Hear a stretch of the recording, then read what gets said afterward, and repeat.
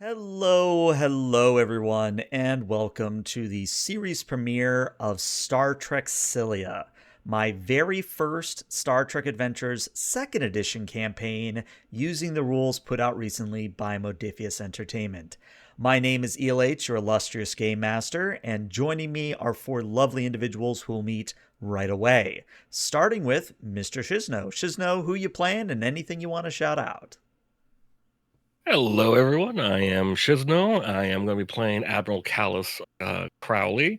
And if you have been a long-time viewer, you might recognize the name. And for shouting out anything out, I made my computer look like a Borg cube in coloring. That's all I want to shout out. Neon green is beautiful. All right.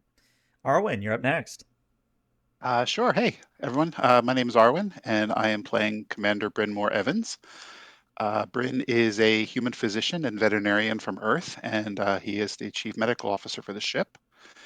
As far as things I want to shout out, is this a good time to mention the website, E? It is. Great. So we're trying an experiment with this live stream. We've put together a website, which I don't know if I have access to the chat to be able to link a link, but I'll throw it in there. Fantastic. This started with a wish for me to be able to share our mission logs, which I would keep notes for, and then it kind of morphed into like adding things like our character sheets and information about the ship and whatnot. And if you guys find it useful, please let us know. How long it exists depends on if it's useful and helps with the stream. So yeah, that's what I'm shouting out for now. Very nice. And of course, thank you for that. And I would qualify one thing. There was not so much a we as it is Arwen did like 99% of the work. So I do want to say, Arwen, thank you for that. And make sure you give yourself all due credit. Fair play. Yes. Thank you. It was a great learning curve. I haven't done a website in almost 30 years, and lots changed. So hopefully I am modestly satisfied with the results, but it could always be better. So if anyone has any feedback or wish lists for things that they'd like to see, and it's within my technical ability, I will try to make it happen. All right. Up next, Sunbay. What do you got going on? Sunbay, playing your chief engineer, Lieutenant Commander James Montgomery. He has a severe allergic reaction to mushrooms. No, not really, but just in case. I was writing it down. Do you I'm totally writing it down too. No. Just get a shudder every time I see him. You realize now I'm going to be throwing mushrooms at you as a gag, right? Oh, I know. I see it coming. Okay. I want to be very clear on that. All right, and last on the colony I lived on. Oh my God. Okay. Well, certainly last but not least, Petrus Aquinas. What do you got going on, buddy? Hey, this is Petrus. I am playing the Cardassian Chief Science Officer, Lieutenant Sienna Belor. I got nothing to shout out, so that's what we got. All right. Well, as is tradition, Techno Nerd has graced us once again with a fancy opener. Let's see what it looks like.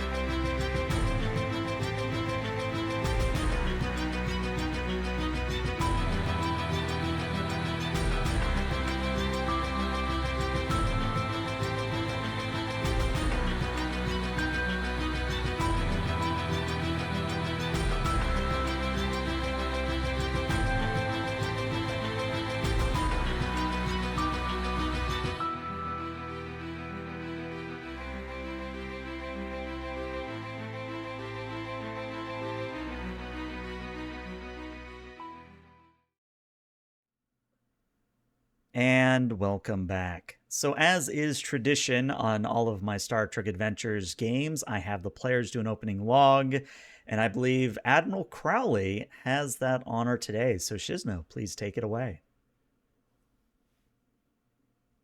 Captain's log, stardate 72013.9. Scylla has been launched from the Antares shipyard ahead of completion. Makes me a little nervous for doing this.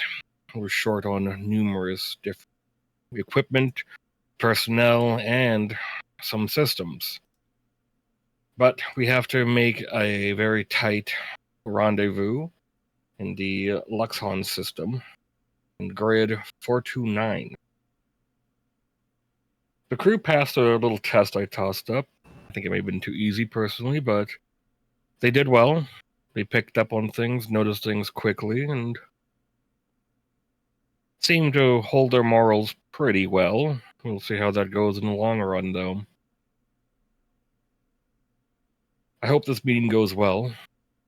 It is imperative that we get there, get the delegation, get the information, and if possible, or if necessary, do an exfiltration.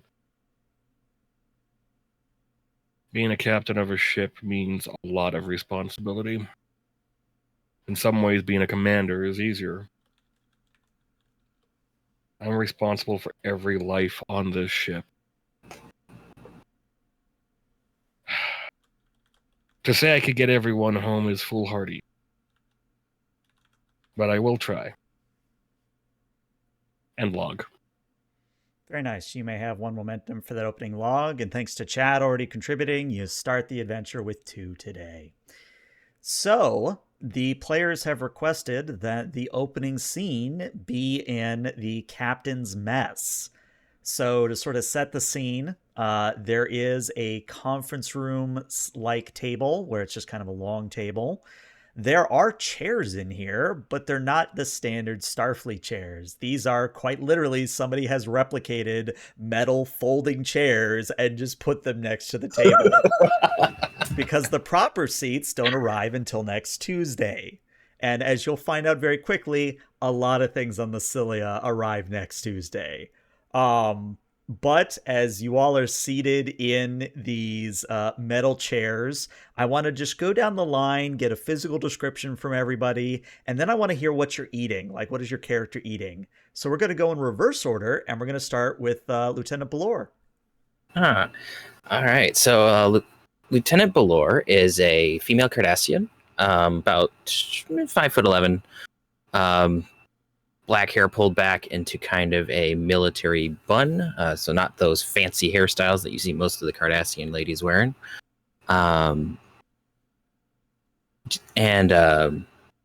For what she's eating, she's eating kind of a mix of. She's got some like Bajoran Hasperat on the side, and then some. I guess the human equivalent would be like a sort of like pasta with yamak sauce. So, yeah. I'm gonna spend 1 threat that your pasta is literally SpongeBob pasta. Like that is what the replicator has spit out for you when you requested pasta. Little character pasta. It gave you character pasta. Mm-hmm. Good job there. Sienna is eyeing that like, I have no idea what this is, but all right. We have fun here. Up next, Sunbay. What does Lieutenant Commander Montgomery look like? James Montgomery is 6'5", 230 pounds. Picture Randy Orton was what I had in mind. So he's buzz cut, the inverted triangle type of guy. Just the beef of a guy looking very odd sitting in a folding chair. And it kind of creaks when he sits down in it. He has a paper plate with fried chicken that I'm assuming looks like dino nuggets due to the replicator not being able to properly do fried chicken. Okay, sorry. I gotta ask a very important question. With or without ketchup? With ketchup. Okay, All right, just making sure. Now, are we wearing our fancy uniforms or are we wearing work dress? I don't know, Admiral. What did you ask Oh everybody to show up no, to the catch mess up on in? your That's- whites. yeah, Oh yeah. no. This was a casual affair, so Okay. Yeah. Good, I can hide it easier. It'll hide better among the grease stains I probably got on me. Awesome. All right, Commander Evans, what do you look like and what are you eating? Sure. So let's see. Commander Evans is a thin, middle-aged physician and veterinarian, human ancestry. He typically wears the white medical lab coat over his sciences division uniform. And on his lap is a holographic recreation of his Pembrokeshire corgi from Earth named Envis, who I will also note serves as the ship's emergency emotional support animal hologram. And she has some surprises of her own, by the way, but we'll get into that later. Anyway, in terms of what he's eating, I would say probably a lovely cowl of potato and leek, a Interesting. cowless soup. All right, interesting. All right, well, Admiral Crowley, what do you look like and what are you eating? Crowley is I think I was at 6'1", 6'2" in terms of height. Well kept black hair, pointed ears, and black irises for eyes. He is currently wearing what's that shirt called that Fabio would wear on his little love covers and stuff like that of novels? The deep V, like the deep V-neck one. Yeah, that's what he's wearing right now. Nice. Yeah, it's like a red color, and he is eating something very traditional for him, especially since a certain conflict has ended. But he's just eating a well-made and prepared MRE. Okay, all right. I have a very important question that's going to cross over into real world for a little bit. What country is the MRE from? It's a Federation MRE, so it's a good quality. I don't know. It's whatever, however they are. They probably maybe taste better after the war. Maybe they're preparing for the next one, but you know. So I'm gonna call on Sunbay here because Sunbay is actually with the military. What do we think? Federation MREs, good, bad?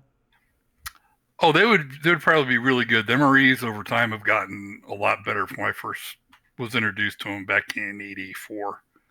So now they could be the replicator got them mixed up. I'm Tuna spending with one noodles. threat. I'm spending one threat that instead of a Federation MRE, you end up with a Ferengi MRE.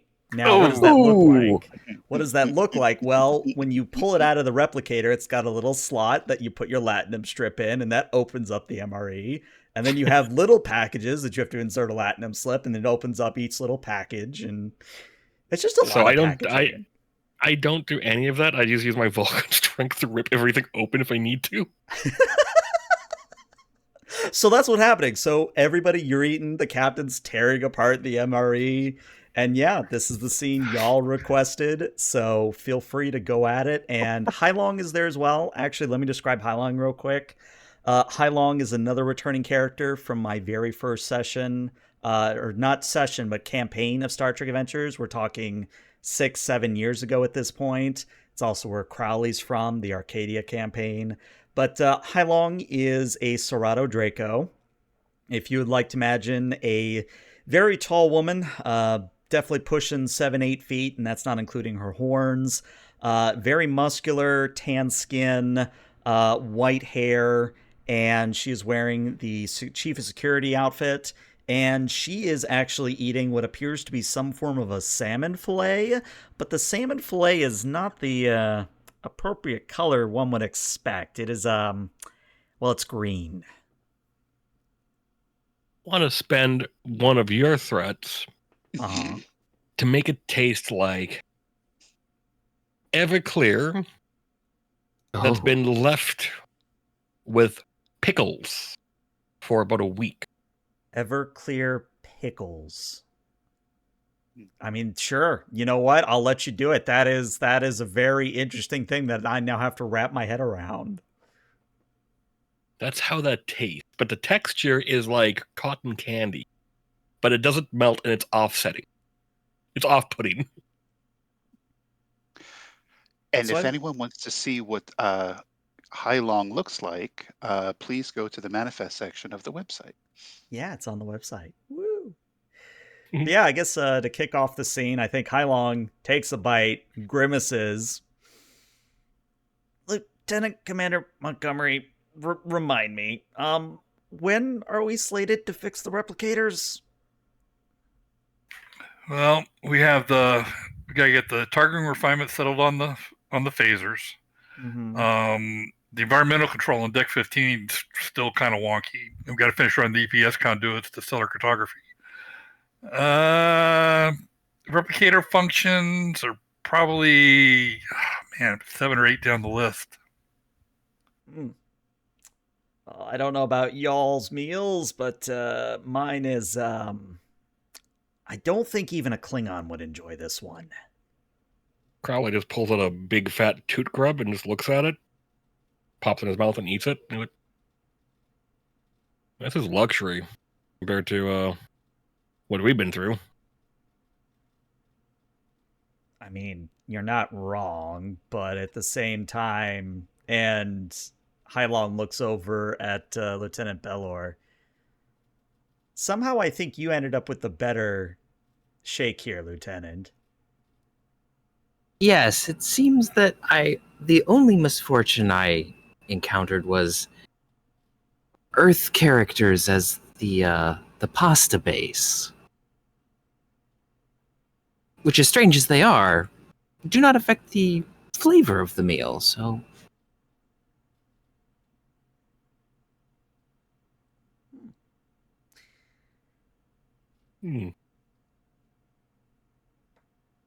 Well, aside from the meal, how's everyone doing?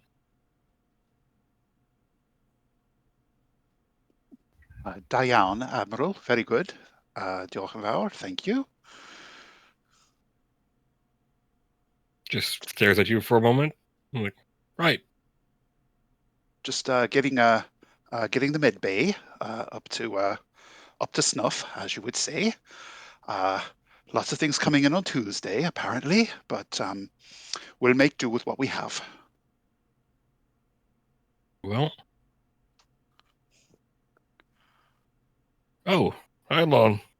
Do you remember on the Arcadia we had an engineering individual in operations after the refit? Was this the one that you literally scared into retirement? No, this was the other one. This was the Zindi. Okay, you're gonna have to be more specific. Is it cool? Oh, I think he, had his fourth clutch of children. Oh, we should send him a card. Already did. I signed it for you. Thank you.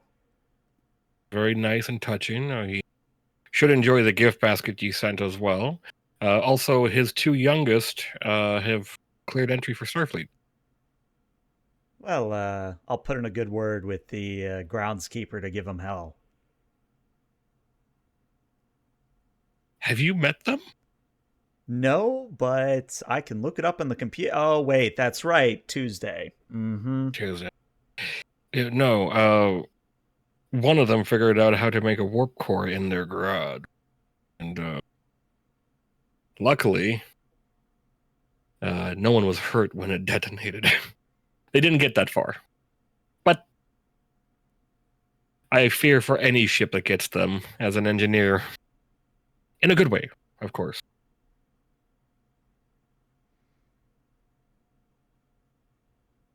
What about the rest of you? Anything interesting or exciting happening? Besides your sudden posting on the ship? Running down the list of everything due Tuesday, sir. Got Ensign Boulder working on the photon or on the quantum torpedoes, getting those prepped. Get his team doing that.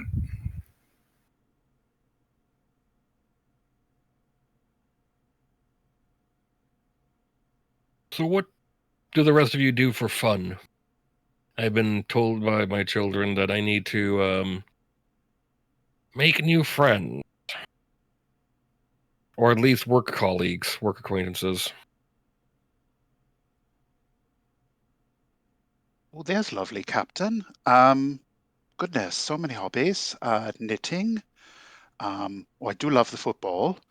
There's always the ice to the fod, preparing for that. And dogs, of course.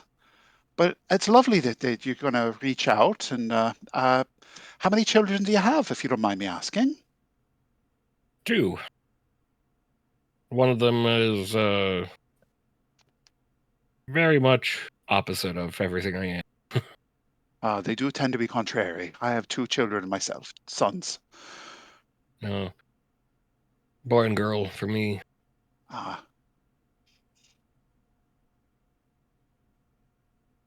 It's good that they look out for you and they're encouraging you to get to know some people. Yeah, it's two-pronged, really. I want to get to know all of you for a specific reason, besides trying to expand acquaintances. I'm not sure if you're aware, but if a Betazoid gets to know someone long enough, well enough, there is the possibility of working on a connection. And this is something I used a few times. It is designed to ensure that shapeshifters don't really get a chance to take the command staff. Essentially, if I get to know you well enough, connection works both ways. I have to open up too. I can potentially communicate telepathically with you. That is a fascinating ability, Admiral. I had no idea that could be done. It requires a level of trust. Indeed. Something I like to do too often because it opens up myself to possible incursions, downside of being telepathic. But if you don't feel comfortable with that, that's perfectly fine. No? Seems interesting. Good. In response to your question, then, a hobby that I find diverting is being in the outdoors, which would be a little difficult with our holodecks in the state that they are, but if you ever get the chance to do some mountain climbing or sleeping underneath the stars on a rather tall peak, it's quite an enjoyable experience. It is. It gives you a sense of perspective, where you fit in and everything, and how small you can truly be, but at the same time, how big everything else is.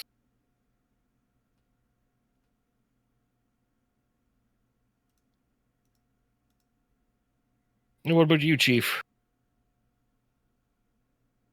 Wait, me? Just looks at Hylon like, no, engineer. Oh, man. I need a new nickname for you now, don't I? Just looks at Hylon for a moment. But yes, you, Montgomery, what are your hobbies? What are your favorite things to do? It might sound kind of silly, but I build model replicas of ancient engineering marvels. Hailong does that thing where she sits up very straight and just immediately locks eyes with you, Montgomery, and goes, "Do you have an F-22? I have an F-22. You wanna, build models together?" And Hailong is like, she's normally like prim and proper and on her, and she's very much in kid mode right now. She's like, you should see my quarters. I mean, I know we have a lot of room in our quarters. I may or may not have like 6 shelves of this stuff. You should see the eyes on her miniatures. You didn't put googly eyes on them again, did you? Oh, No, never do that. Just don't have any black light around them. Okay, I'm going to look past that remark. But that is fair play. What about you? What about you, Admiral? What do you do for fun so that the rest of the crew can become accompanied? God, I can't even speak. This salmon, whatever it is so bad. Would you like some of my Hasperat, Chief? Anything is better than what I'm eating. Lieutenant Buller reaches across the table and just hands her one of the halves of the Hasperat roll.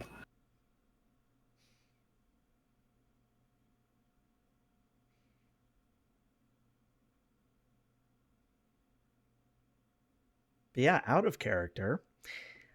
There is kind of a silent moment where there's just the engine noise, and it comes to your attention that you've actually dropped out of warp as one of you looks out the window and see that you are no longer seeing the soaring starfield outside. Gotta lean over to one of the panels and just press the comm button. We're like, Crowley to bridge. Why did we drop out of warp? Well, sir, I don't want to say it's a Tuesday problem, but we're not getting proper power to the nacelles. Chief, how's the holographic system on the ship right now? Besides the holodecks, but I mean for like emergency deployment of the holographic crew. the holographic projectors throughout the secondary hull still need to have work on it, but everywhere else they are testing fine now. Any mobile emitters?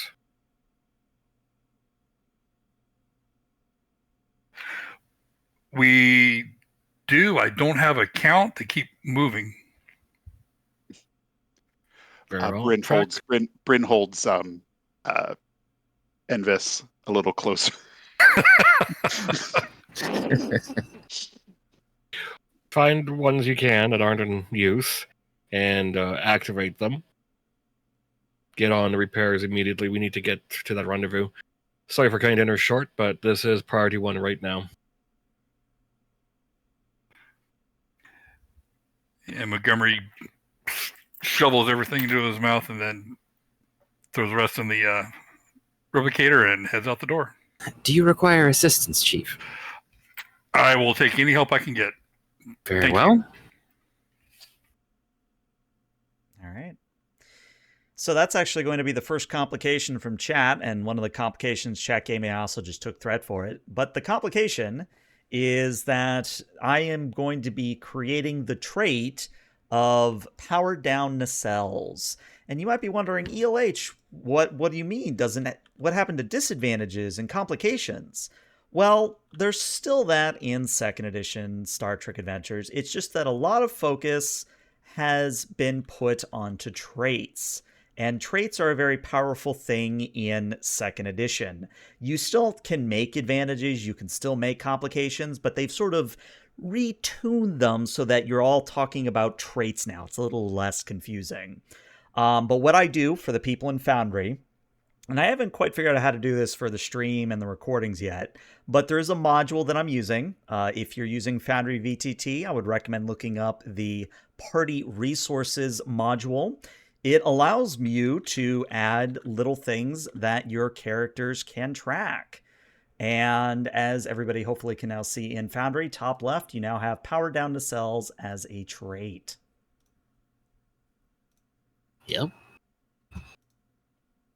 But yeah, so the beautiful thing about Star Trek Adventures 2nd Edition is I, of course, have some tasks in mind that could help you here. But since you all are seasoned Star Trek Adventures 1st Edition vets, I'm going to sort of turn it over to you all, and I want you to sell me on whatever it is you want to attempt. And then as you tell me what it is, I'll explain for the people at home, if anything has changed from 2nd Edition, that kind of a thing. So open floor, what would you like to tackle first and how you doing it? Well, I have the talent. I know my ship, Mm-hmm. and I'll see if I can throw that down into. No, it didn't show up over there. We see a nick of time. Whoops. There we go. There we go. There we go. So I attempt a task to determine the source of a technical problem with my ship. The first bonus D20 purchase is free. All right. So what you are going to be doing then is, let's call this an insight and engineering. And you may have an assist from one other person or the ship. I'll let you be the judge. Probably Bellor, if I had to guess, since they're the one that offered. That's what I would go with. Mm-hmm. Bellor, you're also going to be doing a insight engineering, totally your power stat, but you never know. Yep. But, rolling in second edition, pretty much the same way it was in first edition. You're going to be taking a base pool of 2d20 and rolling them and doing a whole bunch of modifiers on that 2d20. So mostly for the people at home who might be exposing to Star Trek Adventures as kind of a first experience, I'll explain. So, Sunbay, does Montgomery have a focus here? Let's ask that question. And the answer is you have warp power systems, so yes, you would have a focus here. So what that means for the people at home is that 2d20 systems from Modiphius are always roll under, where you add numbers on your sheet together and then you roll dice to get under that number. The critical range is usually a 1. A 1 is a very good thing in the system because it gives multiple successes. A 20, by contrast, is a complication or a critical failure, and when it happens, I'll explain that further. But the relevance to this is if you have a focus that applies, your critical success range increases. So since Montgomery has a discipline score of 5 in their engineering, anything on a 5 or lower is a critical success. So by default, again, you're rolling 2d20, but since you have I Know My Ship, you're rolling 3d20 for this task. So, And it was difficulty of 1. Okay, we'll go with what we have. Okay, I see 2 successes from Montgomery. And then Bellor, whenever we get Bellor in. I don't think I have a focus here, so. All right, no from Bellor, nothing. but at least it's not a complication. So another Lucky. teaching moment, mostly for the people at home, is since we have 2 successes, the difficulty was only a 1. That means the players get to bank 1 point of momentum, and that's the momentum threat tracker that you see and will be going up and down. All you really need to know is that threat is my meta currency and momentum is the player meta currency, and you can do a lot of cool things with both momentum and threat. But again, I'll explain that as we go along. So yeah, Bellor and Montgomery working together, you see that actually, you remember how the EPS conduits to stellar cartography weren't run properly? Well, Yeah. apparently, whoever put in the port nacelle EPS manifold decided to mess with the timings for whatever known reason. And what that means is the pylons are now out of sync.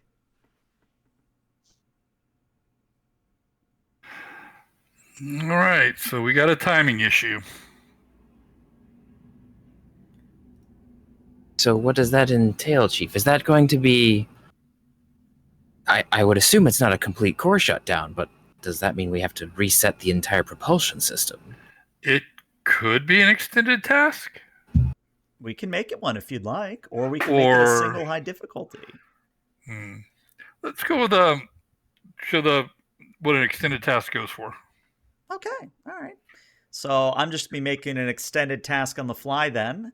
So extended tasks have changed just a little bit compared to first edition. You still have a work track, you still have breakthroughs and all that, but it is something where it's not as dice intensive. And one of the things I'll say that anybody coming over from first edition, the D6s or the challenge dice, those have been completely removed from the system. So everything is just D20s now. You don't have to worry about really anything else in terms of dice. But for this extended task, what I will tell you is that I'm going to make it very simple, and all we're really doing here is just keeping track of how much time is passing. So it is going to be a progress of, we're just going to call this a progress of, let's call it a progress of 10. So 0 out of 10. The base difficulty, or the roll any task that is against this extended task, let's call this a 2. And let's say, to give you a little bit of a time crunch here, that you have, we'll say, how evil do I want to be? Let's say you have 8 intervals of time before you are really pushing your luck, making the important rendezvous that you are after. Right. Now, as a reminder, every time you attempt a task against this extended task, you use 2 intervals of time unless you spend a momentum prior to the roll. Roger. So, and this would be insight, reason. Could be control, could be daring. Okay, we can go. I'm as controlled as I am daring. Okay. So we'll go control engineering. Okay. And you definitely still have a focus, and it is difficulty of 2, so it is possible, but you might want to spend momentum here. Am I still assisting with this? If you wish. And my first, let's see, whenever you attempt a task to determine the Bacti I know my ship. I would say, sure, I'll give it to you again. Okay. And then I'll do 2 for bold engineering. Okay, so 2 threat for that. That'll be 4 dice.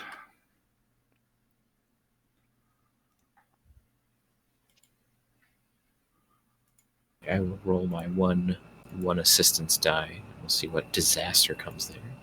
No, you actually succeeded. Oh. So that is 4 successes, making it now that you are capped at 6 momentum. And technically, you could re-roll the 18 or the 19 if you wanted to, but you don't have to, Sunbay. Now, I ignore any resistance with intense scrutiny. Ooh. For reason or control. So I didn't put any resistance on here, but that is good to know. So at this point, I'll sort of again walk us through it. You basically now do a number of progress equal to your discipline scores. So you have a discipline of 5, once again in engineering. So you now get 5 out of 10 progress done. And what that means is you now achieve your first breakthrough. Now, before it was you needed a certain number on the die to get a number of breakthroughs. Now it is quite literally halfway through the track, and then it's 75% of the way through the track. And this breakthrough, I'm actually going to let you decide what you would want for the breakthrough. And what I mean by that is we can make this a easier thing. You could go down to a difficulty of 1, perhaps. You could even do something like reduce resistance if there was any. You could create a advantage or a trait on your ship. Or you can say that there is perhaps some sort of monumental event that happens because of this.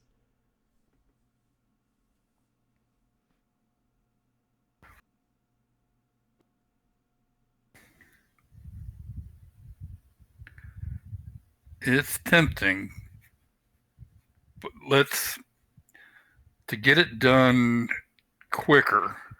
Mm-hmm. I don't want to incur the captain's ire.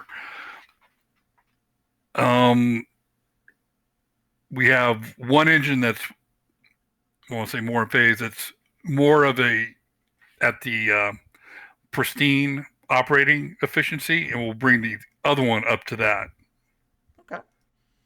So let us modify the trait of power down nacelles then. We will now change this to be, how do we want to phrase this? How do we want to phrase this? It's all about the timing. Let's call it synchronized nacelles. Synchronized. Yeah, I actually think I spelled it right. Nice. So, again, you might be wondering, okay, ELH, we now have a trait that's synchronized nacelles. What does that get us? So, traits are, again, a beautiful thing in 2nd edition. Traits can make certain tasks possible. They can make certain tasks easier. Conversely, they can also make tasks harder, depending on the nature of the trait. But what I'm going to say is that since you have created this trait, that you are able to actually fly the ship a little bit easier when you go to warp.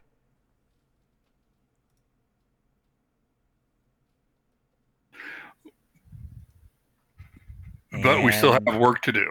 You do. And as I just put in Foundry chat, you need another difficulty of 2, and you've got 6 intervals of time remaining before you might miss your rendezvous. All right. Let's go ahead and do the... So this one I would not get the free dice. Correct. So we will do one... Well, I do better with... Okay, we'll do 1 threat and 2 momentum. Okay. Okay. That way it brings in my bold engineering. Mm-hmm. And... Well, Oof. you can re-roll that 20. Let's re-roll that 20. And of course, 1 in 400 odds. Do we get another 20? Nope, we change it to a success. So, since it was a difficulty of 2, you go up to 6 cap and you have 1 floating momentum here. So what I'm going to say is you are able to complete this extended task just fine within 4 intervals of time. But you also have 1 floating momentum that if you don't spend it, it just kind of goes away right now.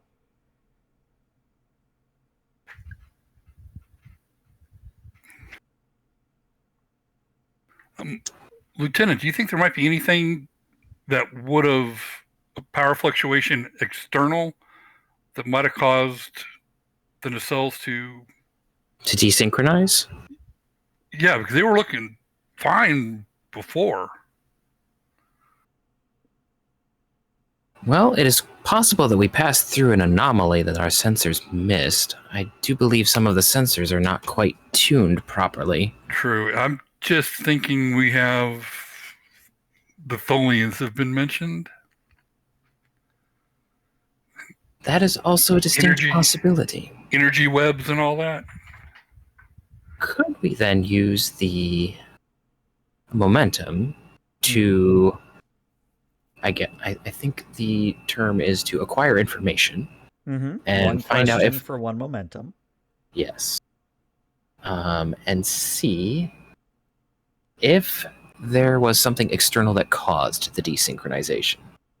Okay. The answer is actually yes. You are not in Tholian territory, but there was a, for lack of a better descriptor, a Tholian speed break that was sort of just out there in subspace, meant to slow things headed in the direction or near Tholian space down. Well, Commander, it seems that there was a Tholian speed trap to prevent us from entering their space at high warp. So there doesn't seem to be a fault with your systems particularly that caused this. Well, at least not at first, but it sure did a number on them afterwards. That is true. We better get to the captain and let him know. Yes, that would probably be best. And not over an open channel. All right. To the bridge, then. To the bridge. We get the Justice League. And we go to the bridge. And let me ask this. Is our good doctor on the bridge, or are you in sick bay right now? I'm probably in med bay right now. Okay. We will It's hard check to in stop. with you momentarily then. Okay. But actually, now that I remember, you actually have a supporting character, if I remember correctly. I do. Yes. Would you care to introduce your supporting character? Sure. This is Eager Ensign Noah. Ensign Noah is from a species. He's from a planet called Brina 3, which was introduced during the Aristotle game. And they are a cross between dolphins and sea otters, and they have two long flagella tail behind them that they use for locomotion. And right now, Ensign Noah is on the bridge in hologram formation because he's actually in aquatic ops. But the lovely thing about the Scylla is that it has dual environment, the dual environment talent, which allows holographic mimics for serving crew who can't operate in the typical environment that most species operate in on a starship. They're allowed to be represented as a holographic puppet, and vice versa. So anyway, yeah, Ensign Noah is at the helm. Ensign Noah, I picture him wearing this super cool, very specialized Starfleet wetsuit with the red division that represents command. And it has like a hologrid on it. And it kind of looks like the 24th or the 25th century equivalent of motion capture. Okay. So he swims around, and as he swims around, that's how he navigates. So he has all these sensor pickups on his fins and his tail and his body. And the way he positions himself, the ship matches that. Interesting. That is a novel way to steer the ship. Neat. The GM is making notes. I'm All right. glad to have some good ideas once in a while. Yeah. Well, give yourself some credit. So Crowley, you're on the bridge, unless you want to be in your ready room, and Long is standing behind you at the tactical station. When coming onto the bridge is Mr. Montgomery and Miss Belore. The captain will just look back at the turbo lift. Sir, we got interesting situation. I'll let Blore fill you in, Lieutenant. Of course. Captain, there appeared to be a Tholian speed bump that pulled us out of warp. It disrupted the synchronization of the warp nacelles, which we were able to repair, so we are able to return to warp speed as soon as you're ready. But it might be a bit concerning that the Tholians have this outside of their space. While it is perhaps a way for them to keep an eye on those who are entering, it does mean that they are making forays into other areas, which I'm not entirely sure how that affects our mission or what we're looking for, but it is something that you need to be aware of. Hi, Long. Sir? How close are we to a buoy? Federation subspace? Sure. About 2 light years distant.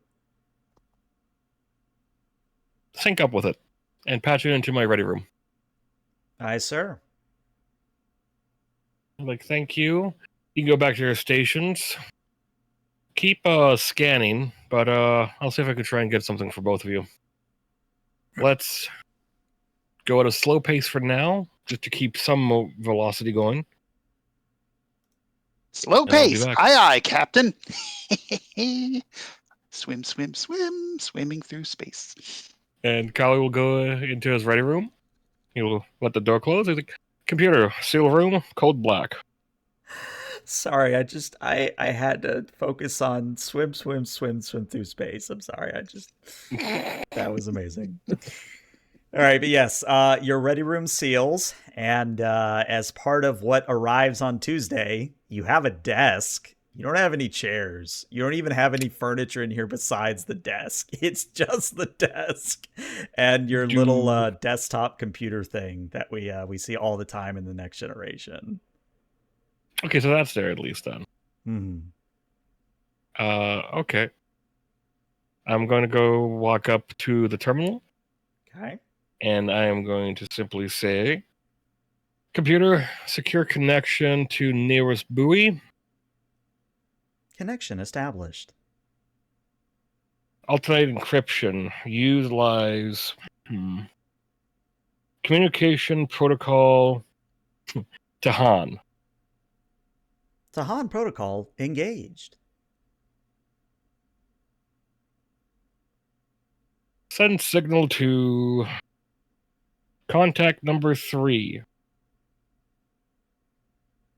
And message them the following. AE117 1936 SIR is requesting following information. Potential map of Tholian speed bumps or warp deterrent. Doesn't matter how old, need the latest one. Send transmission and encode. Transmission And sent. I'm going to use well informed. Okay.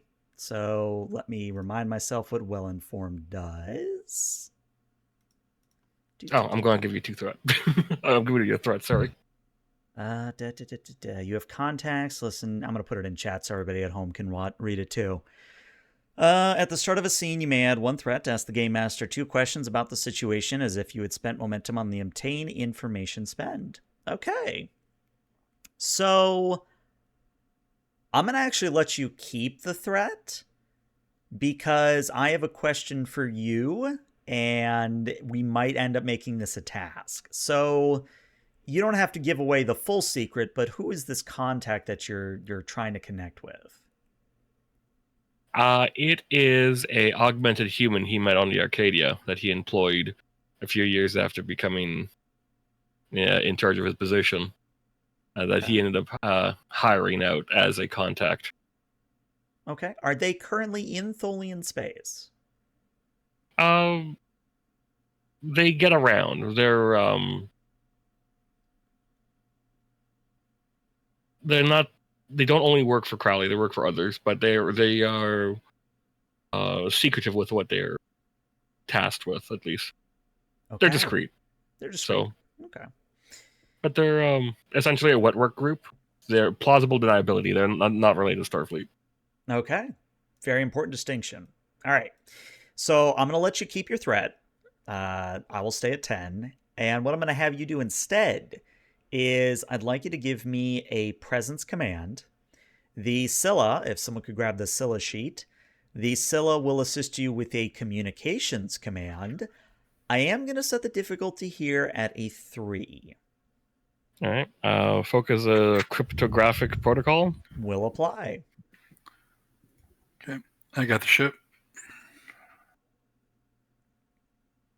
And remember, the ship is an experimental vessel, so make sure to set the complication range to an 18 to 20 for the ship.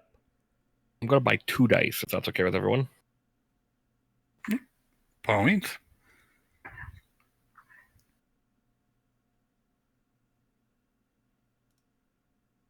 Yep. Okay, there's the 3 you need, and you get 1 back from the Scylla. So, transmission goes out. You wait a couple minutes. transmission comes back, and there is no message like text message, but there is a stellar chart of the most up-to-date Tholian speed bump map, but it's about 5 years out of date. Okay. While in the ready room, it's still sealed, I'm just going to tap my comm badge. Tap it twice to let the computer know that to end protocol. Because it was blocking all transmissions except from console. Mm-hmm.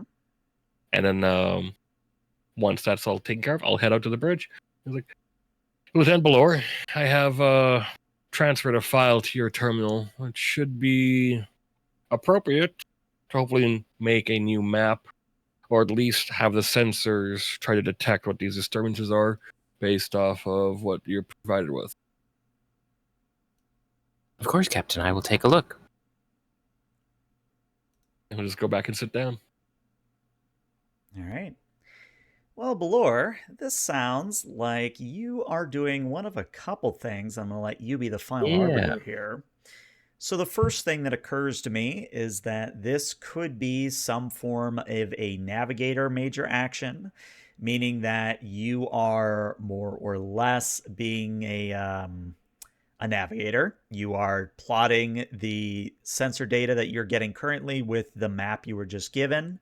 That would be a reason con, or in your case, a reason science. Alternatively, this could be something where you're letting the computers crunch the numbers and just kind of letting the computers do their thing. That would probably be a control and a con or science. And the difference is, if you want to do a con here instead of a science, you will, of course, have our lovely otter friend assist you. But if you would prefer to have the Scylla assist you, the Scylla would definitely be a computers and con, if that makes a difference for you. Okay. I will do the one where I'm acting more as a navigator, since those are my power stats. Okay. As I don't believe I have a focus here. I the would only actually one give that you espionage. Oh, what? Oh, okay. That makes sense, actually. Okay, that is a focus. What was our difficulty? Difficulty of 4 on this one, because I want it to be a little spicy. Okay, we have 4 momentum.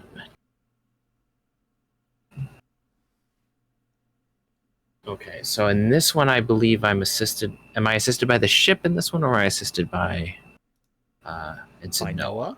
I'll let you all decide. Well, Noah's pretty good with this stuff.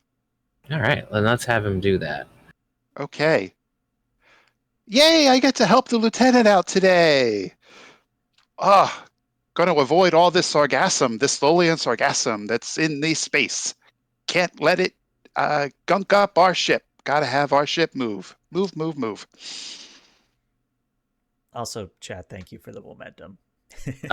I'm going to use 2 momentum to gain a 3rd die, if that's all right. Okay. And what are we rolling for the assist? You are rolling a reason and con for Noah. Okay. And my focus of astrometrics, does that help? Most definitely. Yes. Great. All right, I got 3 success. That's good. Mm-hmm. Just need to see 1 from Noah. There you go.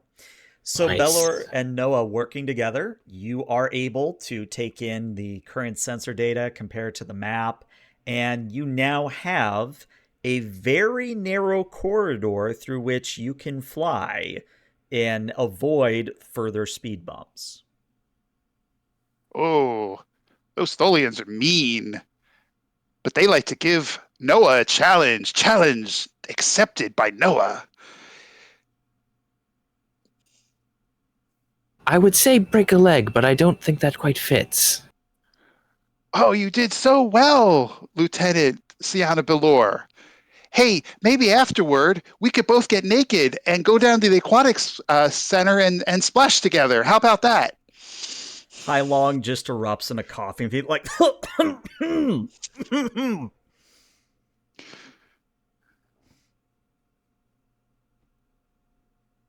Perhaps- just know it gives you the sweetest, earnest-looking face. I recommend you reevaluate or re-examine the proper etiquette for conversation aboard the bridge, helmsman. Okay, Admiral. Da, da, da. Sienna just kind of you as noted in our Tuesday log, you just hear the chair just kind of creak back to the computer console. And that, as said, it is a Tuesday thing. All the chairs on the bridge squeak. They all do it. Even the captain's chair. In fact, the captain's chair is the worst.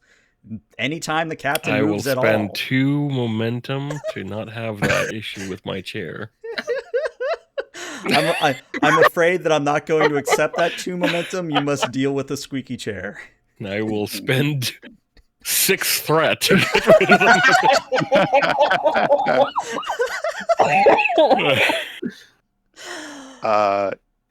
E, do you need me? I'm looking at the starship, at that handy guide you gave us, those cheat sheets, and one of the helm major actions is maneuver.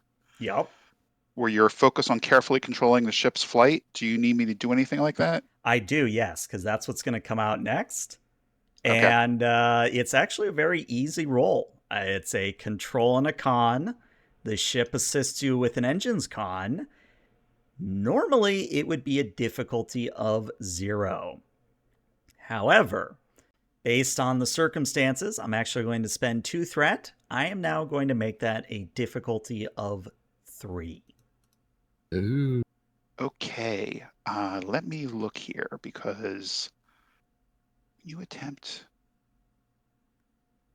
Okay, so there's no complication on this, right? No complication increase, no.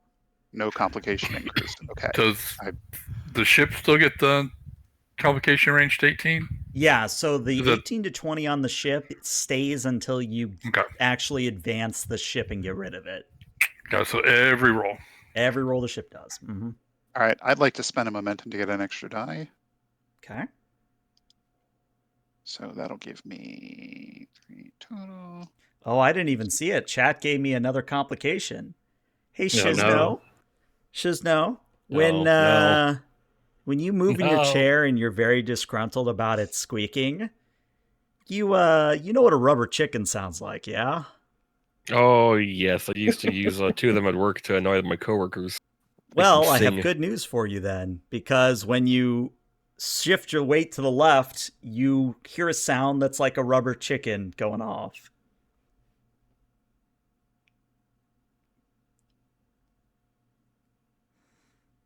And I get the ship's assist, right? Yeah, you do get the ship will assist you. All right, so you actually get the momentum right back. You stay at 3. So yeah, Fantastic. narratively what happens, Noah takes the Scylla back to warp, very skillfully navigates, and you arrive at your destination right on time. Now, to sort of set the scene of where you've arrived, the Luxon system, grid 429, is very close to Tholian space. There is a small nebula nearby that's made of greens and purple gases. It's not very large. It's maybe about the size of the solar system, but it's still a nebula, all things considered. But waiting for you there is a Tholian mesh weaver. And it doesn't make any aggressive movements, or it doesn't power weapons as you drop out of warp and kind of do the Star Trek thing where you kind of go nose to nose. But the comms officer sort of turns and reports, Admiral, we are getting the handshake signal.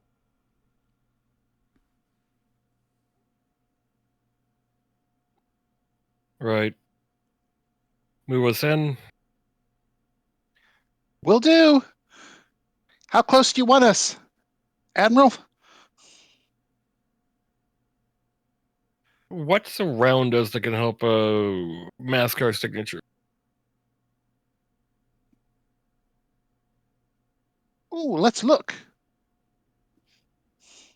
Let's put it up on the screen. A navigational overlay of the area. Mm-hmm. Now, as a reminder, because there's two things I need to remind you of. The first one is obviously the nebula. Could be good to hide in, maybe. But the second thing, which I actually found out quite recently during another read through of the book, there is something called silent running. And if you need the rules on that, if you go to the new 2E rules handout, there's a tab under that that describes silent running. But basically, what this means is if you enter into silent running, you can't have shields, you can't have weapons, you can only move using thrusters, and your sensors are shut down. Basically, everything is shut down. But the trade off is that you cannot be detected unless you are at close range or unless someone deliberately scans the zone you are currently occupying. Okay.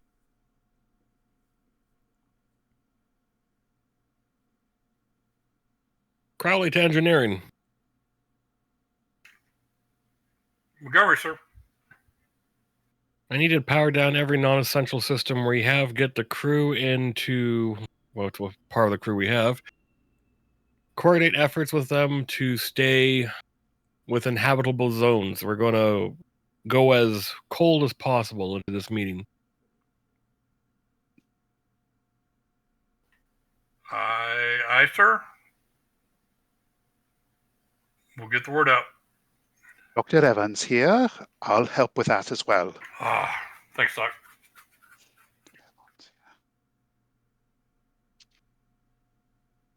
Yeah, just looked at the helm. I was like, yep, take us in. And once Okay. we're close enough, open communications, tight beam, direct to their ship. All right. So, appearing on the view screen is a Tholian. And this Tholian is not the usual orange color that a normal Tholian would be. It's also not a red. In fact, this Tholian is kind of a cyan or a light blue. And it also has a lot of more crystalline, I guess you would call it a neck piece that kind of comes up. It almost forms like a wreath around their head. But they sort of just stare at you. And then Tholians can't smile, but they do kind of very subtly tip their head towards you and say, "Well, Admiral, you are early. I appreciate that." We understand the importance and severity of this meeting, so we thought it would be best to arrive as soon as possible. And I've just given you all access to see one of the NPCs. I'll also put it in Foundry chat. Anybody on the bridge who is seeing this Tholian, you can look it up in the computer, and she'll even say it herself. Well, as promised, I have come on behalf of the Free Tholian Administration, and it is my hope that we can perhaps have a second Tholian Hive revolt and are able to topple my mother in the process. You do know Starfleet's stance on interfering with civil wars, especially if it's interplanetary. Of course. However, I would simply say that given the nature of the galaxy as it stands, there is something to be said for an alliance with the Tholian people. If you need a reminder, my mother has maintained a firm anti-Federation policy for much of her reign. I do understand that. It's a concern the Federation Starfleet has that if we involve ourselves with planetary conflict, though, we are then deciding the fate of your people. For better or worse, we don't know. It's interference of your natural path. That's the concern. Now, we can render medical aid and But as for arming or providing ships,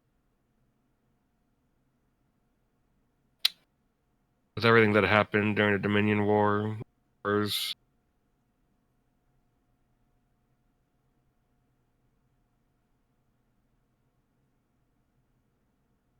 not easy to say.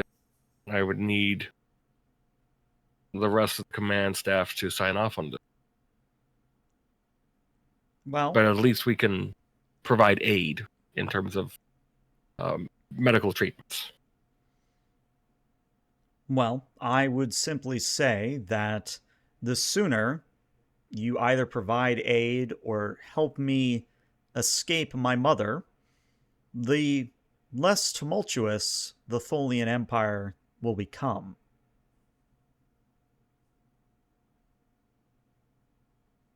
And it's at this point that every sensor on the bridge, even though you're in silent running, is going to start shouting in alarm. And I'm going to be spending all 8 of my threat to create a reversal. Now, this is something that was in first edition as well. It's just been kind of a little bit tweaked to be in second edition. It kind of does the same thing. But this basically lets me take the current scene and flip it on its head. So you're mid-talking, the sensors begin beeping wildly and appearing on sensors and kind of off to the left of the view screen. So like you have the Tholian Princess screen right, and then you have an external shot of the ship screen left. There is another Tholian Meshweaver that is coming out of a swirling temporal vortex and is hailing you. Get a scan on the vortex or whatever form of transportation they're using. Let's find out what it is. Comms, answer them. And Crowley, I don't know if you've ever had this distinct pleasure, but appearing on the screen is an older you. Now, he is, of course, graying at the temples. His face is a little bit more worn. But he also looks like that one episode of TNG where Worf is like from a different reality and there's like a billion other Enterprise Ds. He's the kind of disheveled that one Riker was, where it's like, the Borg have destroyed everything. We can't go back. You know that one? Yeah. Future Crowley looks like he's been through hell. And Future Crowley is going to look at you and in a very out-of-breath thing say, I don't have time. Authorization Gamma 53132. You called your kid. Listen, we don't have time for this. You need to help the princess. Because if the Tholians aren't contained, it's going to cause another war on the level of the Dominion War. I'll stare at the screen for a moment. Because ever since Crowley had that one experience, way back when, he was shunted from the timelines, he had a backup phrase in mind to tell himself if he ever went back to the past. Mm-hmm. From that point onwards. He's like, he just kind of looks at himself and he just kind of like tilts his head like as he's waiting for the phrase. Now, I had a character, Arcadia was 7 years ago, so I, ELH, don't remember it. But this Crowley does actually say the correct code phrase. Okay. We're caught. Great.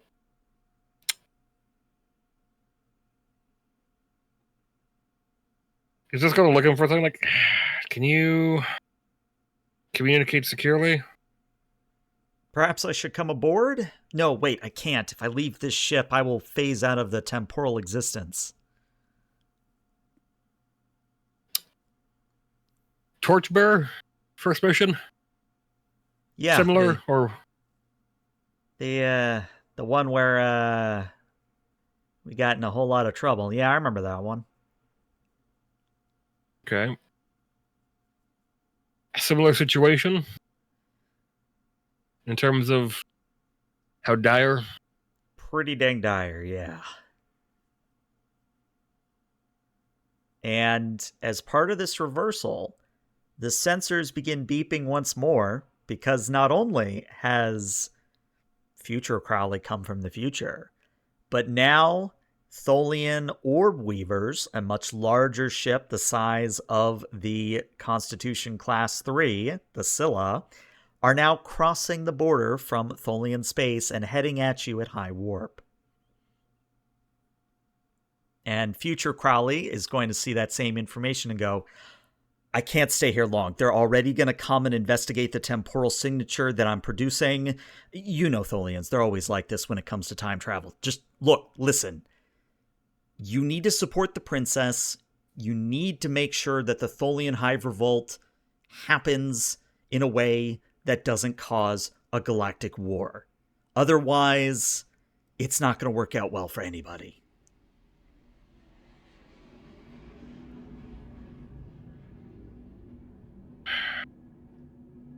Having them come to examine this area and investigate it is going to be a problem for our conversation, the princess. If you are me, and this is as serious as you say it is, then we got to prepare for the end game. Princess, are you able to come aboard the vessel?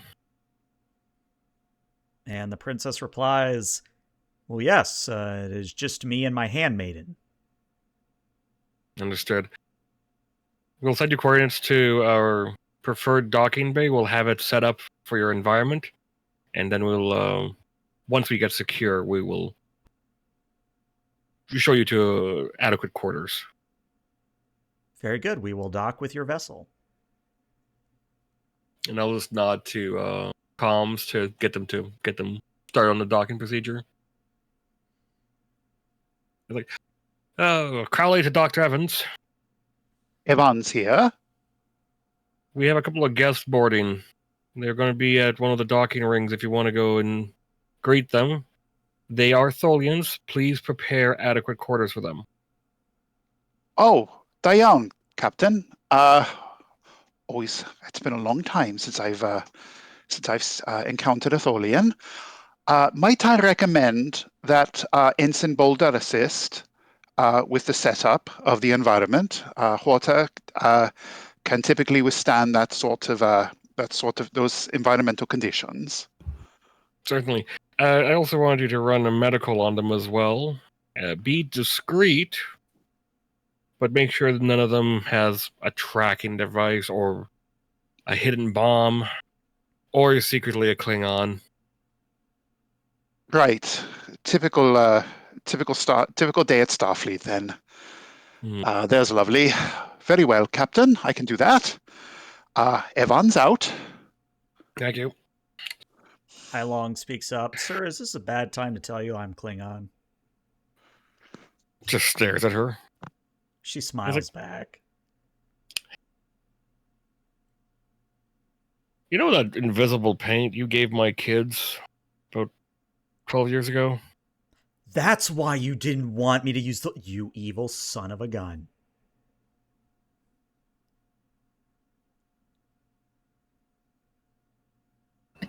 That's their exchange. Mm-hmm. All right, so two things happen very quickly. The princess's ship does end up coming into your shuttle bay, and I've double-checked this. You can actually, with extensive shuttle bays, which the Scylla does have, you can fit a mesh weaver in there, and I will add that to your sheet later on. But you have the princess's quote-unquote royal mesh weaver with you. In addition, you also have dual environment. Technically, this is now like trinary environment, but it does the same thing. You can create a comfortable space for the princess and her handmaiden. Of course, Boulder, remind me, who is Boulder? Who is running Boulder? The Boulder is a Horta. So if you're If you've not seen the episode Devil in the Dark from the original series, he is essentially a rock that moves along the ground. He has various technological attachments that allow him to interact with some of the more normal bipedal computer consoles, but he also has some attachments that allow him to like project things onto the floor in front of him that he can use by moving over them. Okay. We'll do a scene with you and the doctor in a moment, but the second thing that's going to happen very quickly is future Crowley is going to start heading back through the temporal rift that he created, and before he cuts comms, he looks at you, Crowley, current Crowley, and says, I probably shouldn't tell you this, but screw it. You have a third on hold the up a way. hand. Could he have stopped him as he raised his hand? Yes, before he but said he that? still says it. He still says you have a third on the way. You know, I'm glad you're not a future variant of me, but you're just some other universal variant, I guess. Because that's something I wouldn't share. Even with myself. Potentially. Well, for the sake of both of our realities, let us hope that the Solian thing works out a little bit better. Okay, well, either go deal with those ships or get out of here. It's good seeing myself again. Just stares. Oh, they stare back. And then Comms, close eventually the channel. comm cuts out. Yeah, eventually the channel just closes as future Crowley goes back into the vortex and disappears. Sits back down like, what a jerk. Some therapist out there is like, wow, this is a lot to unravel. Mm-hmm.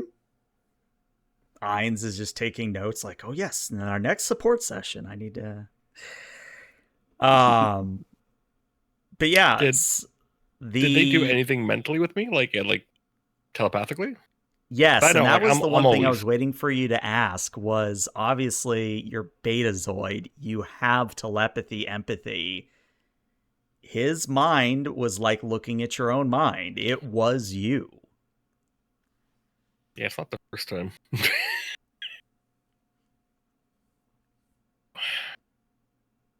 Starship captains just get weird missions.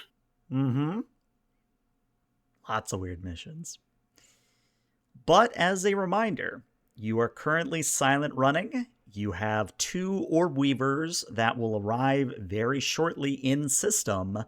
What would you like to do? Helm, take us out as quietly as possible. Lieutenant Malore, Yes, Captain. you ever play possum or bait? Bait. So, term where you would set up food or something like that there for your prey to come and investigate. Then you pounce them. What would you suggest that we use as bait? A probe. Launch a probe without actually turning it on. Shall I set with, it to shortly start broadcasting very obnoxiously loud sensor scans? Faint, actually, and have it on the erratic trajectory. If you want to launch it without actually engaging its engines, though, so they don't get alerted to its signature. May I make a Build up- suggestion, Captain? Hmm. I think it might be appropriate if we were to introduce a corrupt line of code into the probe so that were it to be scanned or acquired and examined on closely, it may appear that the probe was corrupted and simply appeared here for no nefarious reason whatsoever. Whatever you need to do to make it look like it's just randomly triggering. I shall see what I can do. All right, Belor. This sounds like a daring and a science. Oh, yes. This is going to be a difficulty of 3. All right.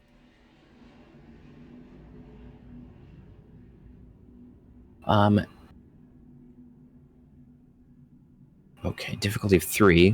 Mm-hmm. So I'm going to use 2 momentum to get another die, if that's all right. Mm-hmm. Simply because I don't trust my rolls. Well, wait a second. It's still the 1 momentum for the 3rd die, and then Oh, if you right. want, Yes. if you want Okay. 4 dice, it would be the 3 momentum. Okay. Right. Doi. All right. So we'll daring and science. Because I am doing this corrupted code, I would believe my focus of espionage would come into play here. Most definitely. Right. So I'm rolling a 3. Normal complication. Not dedicated.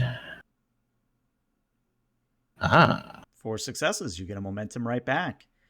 So you tell me, as a group, what does this probe do that draws the orb weavers away from you?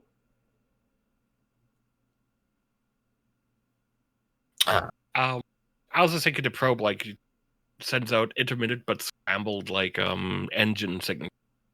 So like something's moving in that sense, or it's sending out signals to maybe it's pretending to scan stuff. You know, it thinks it's in the Vega cluster, but it's in the Thulian system. And adding on to that, do you remember that next gen episode where Troy was abducted by the Romulans? Mm-hmm. Mm-hmm. And the Enterprise, they were putting out like this, they had the engineer of the Romulan bird of prey or the Romulan ship put out like an intermittent thing that disrupted the cloak. Mm-hmm. Yeah. Can we make it look like there's a cloak ship out there that's cloak is malfunctioning? Spend 2 momentum to make that trait, and yes. Is that worth it? I'm not sure. I mean, I just thought that would be a cool thing to like divert the Tholian's interest. Hmm. What you guys probably have is enough. I don't know if I want to spend momentum considering we have 2. I like the idea. I just don't know if I want to burn the momentum for it. Yeah. See, all right. I agree completely. Whale noises. Oh, real eel, Steve. That's funny. Itsy bitsy spider on continuous loop. Well, as long as it's not Baby Shark, because that's against various Geneva conventions. Wait, Well, if you have it played by Ping Fong, you can have it in Korean. Oh, my lord. Oh, Okay. no. All right. Calm down, Satan. Calm down. Jeff the All right. land shark. Jeff the land shark. Yes. Oh Yes. my god. Okay. All right. I got to wrangle you guys back in.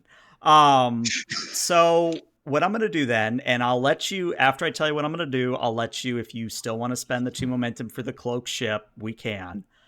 What I'm going to do is I'm going to roll for the orb weavers here. Now, the good news is I don't have any threat to spend. I've actually burned through all the threat the chat has given me.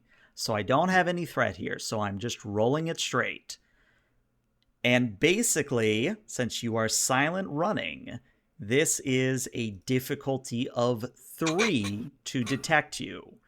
If I get the 3 successes, then obviously they're going to know where you are. If I don't get the 3 successes, they're going to go after the probe instead.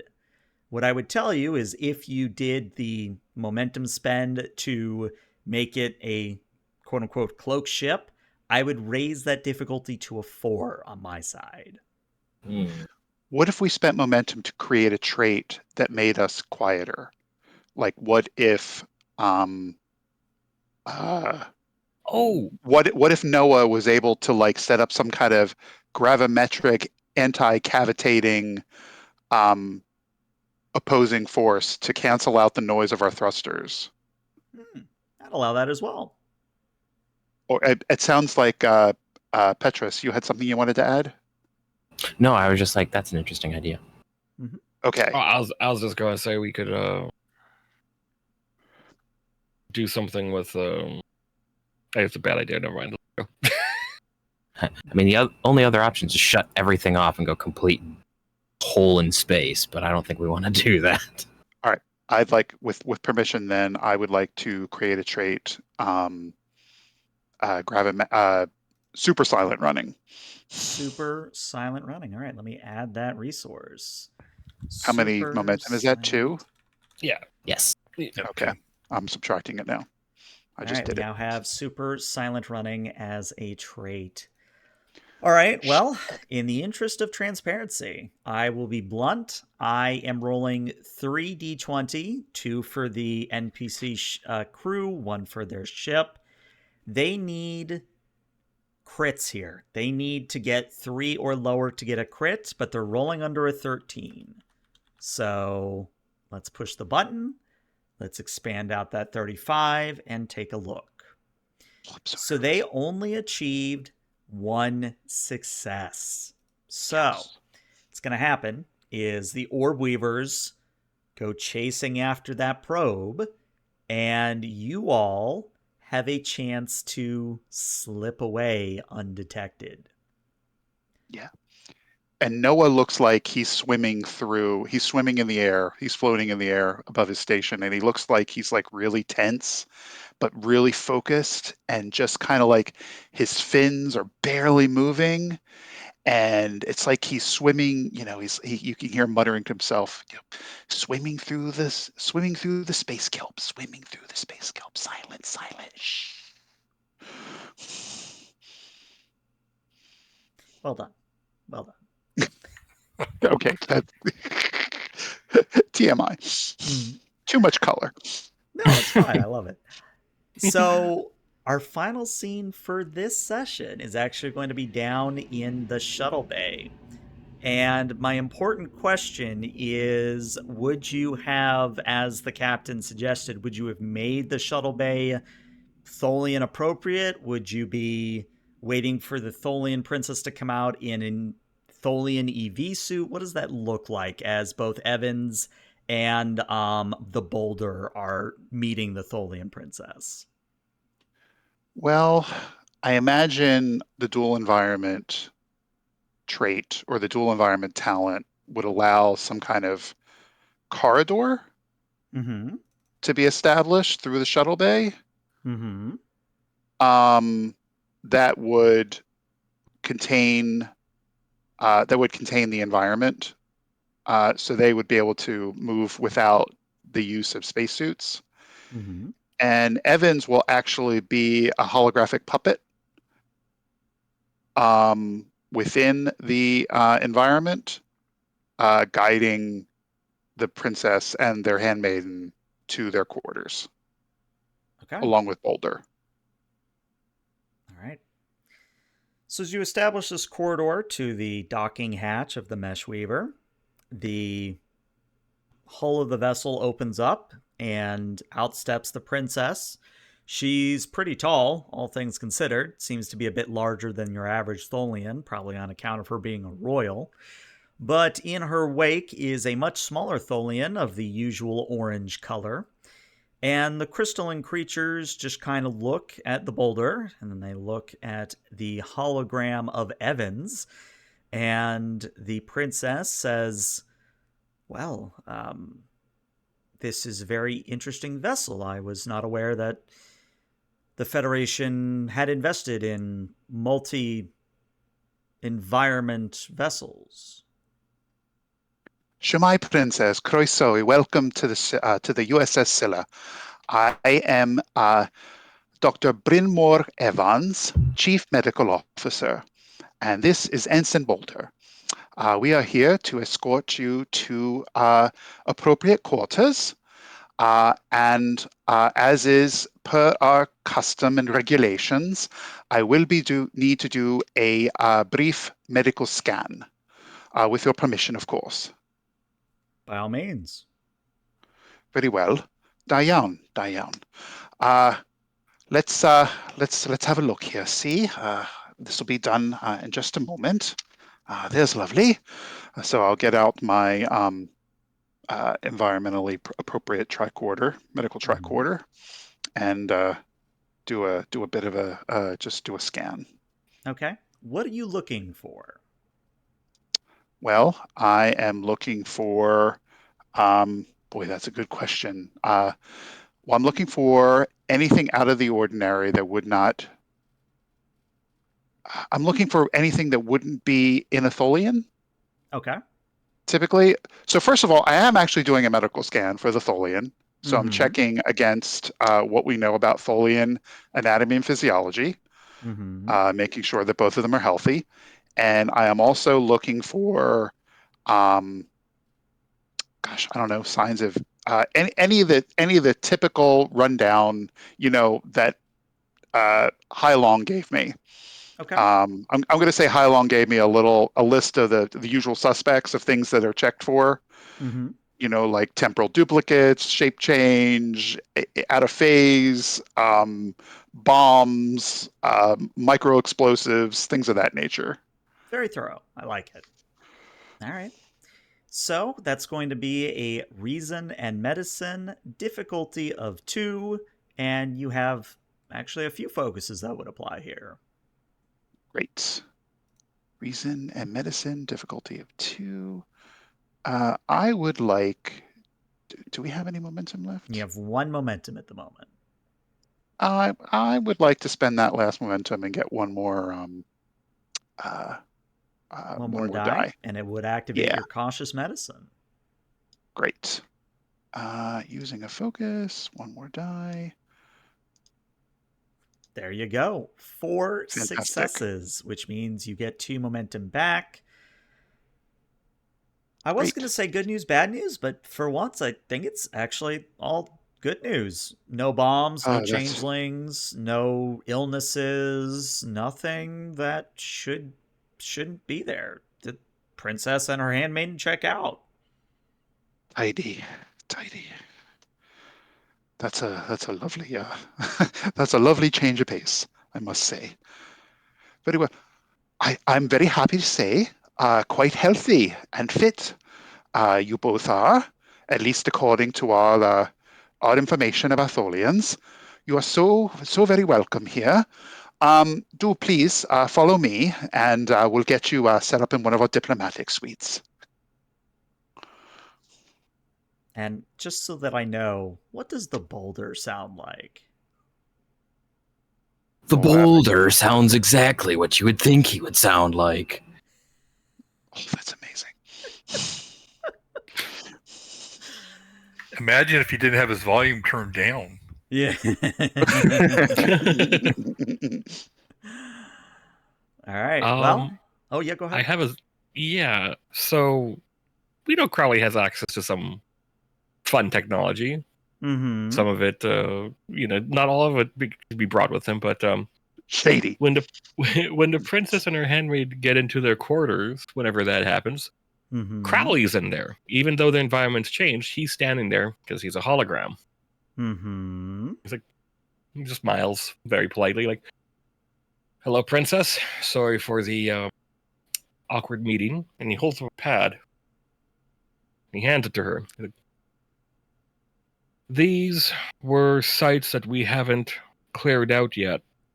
They're storage sites that contain a number of different oddities, let's call it. Nothing too extravagant, nothing too far out there. We did investigate thoroughly before moving on. Since they're a storage site, we didn't put them as a priority. But these are weapon caches of Section 31 that we haven't cleared out yet." Princess takes the pad, looks at it. This is precisely what we have needed all this time. You found this information because during their collapse, they sent out panic messages. You triangulated a couple of them. That's how you came across this. And I was never here. He gives her a head nod, and as that happens, the hollow emitter collapses the hologram, and it's just a floating orb that slowly moves out of the room. Okay. And with that, that's where we're going to end session 1. What'd you all think? I liked it. Yeah, well done. they Captain Armina. He's doing CIA stuff. Mm-hmm. No, and Shizno, I hope you didn't mind. Like, I was racking my brain of what the hell was, because I know you did it. I remember making notes about it, and I didn't write down your stupid code phrase. Apricot. Oh, apricot. That's what it was. Well, you know. Oh, well. Narratively, it was said what needed to be said. That's what matters. All right. Well, Twitch, stick around because we're going to raid somebody. But YouTube, thank you so much for tuning in. I hope you enjoyed, and we'll see you in the future. Bye, YouTube.